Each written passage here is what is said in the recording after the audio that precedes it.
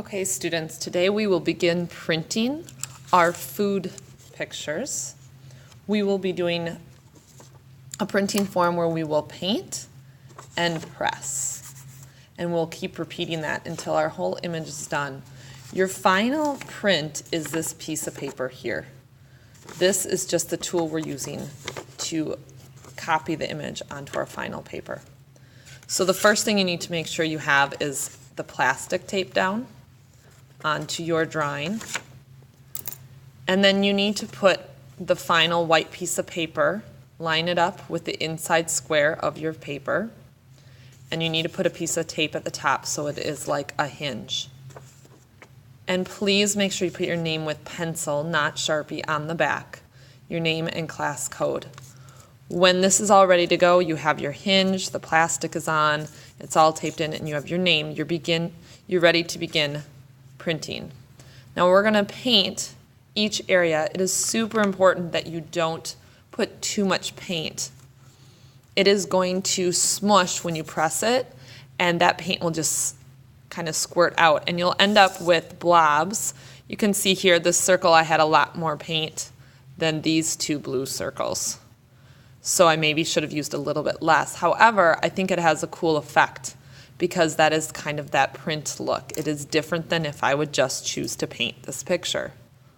You have to keep that in mind. A lot of people get frustrated when they push down and the paint looks different or the printing looks different than their actual image they drew.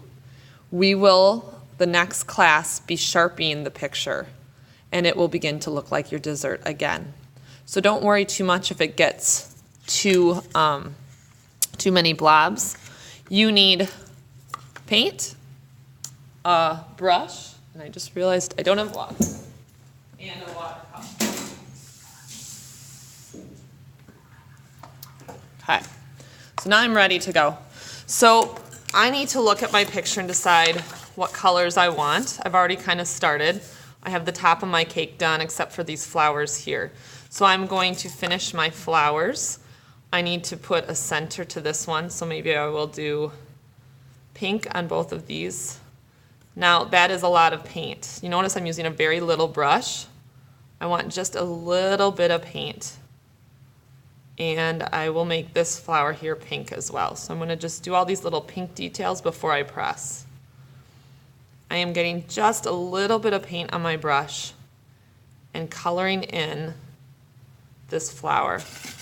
Then I'm going to put this down and press and rub it and print that color onto my other paper. You can see the flower there, but there's no center. So I need to make sure that I dip and clean my brush in between, which means I will need a paper towel. So when I get done, each time I'm going to dry my brush completely. This is very important because if I don't do that, I may end up with a very watery paint, and that will smear on this little plastic sheet we have. So you need to make sure that your brush isn't soaking wet with water. I'm going to do this last purple one here and press and flip it. Okay, time to do the rest of my cake. So I'm going to decide, I think I'm going to do some more yellow. Now I grabbed a big chunk of yellow, but I'm going to spread it out.